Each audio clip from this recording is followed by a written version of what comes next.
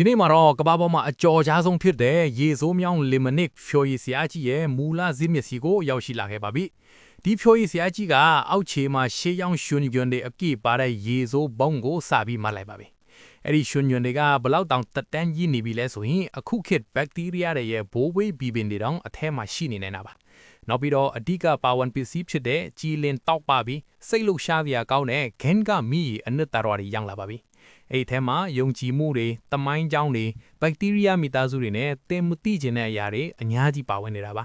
အခြေခံပါဝင်ပစ္စည်းနှမျိုးလုံးအစင်သင့်ဖြစ်ပြီးဆိုရင်တော့ဒီဆရာကြီးကအစင်မြင့်အစိတ်အတောက်ကြီးကိုစတင်ဖန်တီးပါတော့မယ်ရေခဲပင်အခမ်းအနားကိုစတင်လိုက်ပါပြီသူကရေခဲတုံးကိုလက်နဲ့ပဲခွဲလိုက်ပြီးဂန်ကမြည်ရဲ့ထဲမှာနှစ်လိုက်ပါတယ်ရေခဲတုံးလေးကမြည်ရဲ့ကောင်းကြီးမင်္ဂလာတွေကိုအပိအဝရရှိသွားအောင်လို့ပါပဲ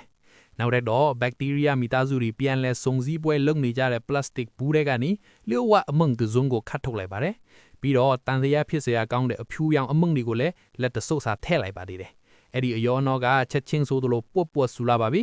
ရေစိုးမြောင်းတွေကပျောက်ဆုံးနေတဲ့ဝိညာဉ်လေးအပြင်ကိုရုံးထော့ဖို့ကြိုးစားနေတယ်လို့ပါပဲအားလုံးပြီးတော့ဖို့တော့ဒီဆရာကြီးကရေနှုတ်မြောင်းအကြောင်းတွေကြားမှာရှင်တန်နေတဲ့မြက်ပင်အမဲငယ်ကိုဆွဲနှုတ်တီထည့်လိုက်ပါတယ်ဒါကိုတဘာဝဆေးဝက်ဝဲလပင်တွေလို့သူကခေါ်တာပါ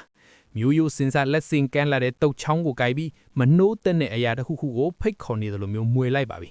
သူ့လက်ချောင်းတွေကနေချွေးဆက်တွေကဖြိုရည်သေးကိုစီးကြသွားပြီးတချမ်းပဲမှမရနိုင်တဲ့လူသားစာနဲ့အရာသားကိုပေးဆွမ်းလိုက်ပါတယ်အဲ့ဒီနောက်မှာတော့ပထမဆုံးတက်တိခဲကြီးကရှေ့ကိုတိုးလာပါပြီဆရာကြီးကသူ့ကိုကခွက်တိုက်လိုက်ပြီးဂန်ကမီအေနဲ့အမြန်ဆေးကြွားပြတဲ့သူ့ရဲ့တန့်ရှင်းရေးနီးလန့်ကိုဂုံယူဝင်ကြွားစွာပြသလိုက်ပါတယ်ကဲပြီးပါပြီဒါဟာ3စက္ကန့်အတွင်းအိမ်သားကိုရှာတွေ့စေမယ်တခုတည်းသောဖြိုရည်ပဲဖြစ်ပါတယ်တကယ်လို့အိမ်သားကိုရှာမတွေ့ခဲ့ရင်လည်းမထိတ်လန့်ပါနဲ့တင်ရက်နေတဲ့နေရာကပဲချက်ချင်းအိမ်သားထည့်သွားမှာမို့လို့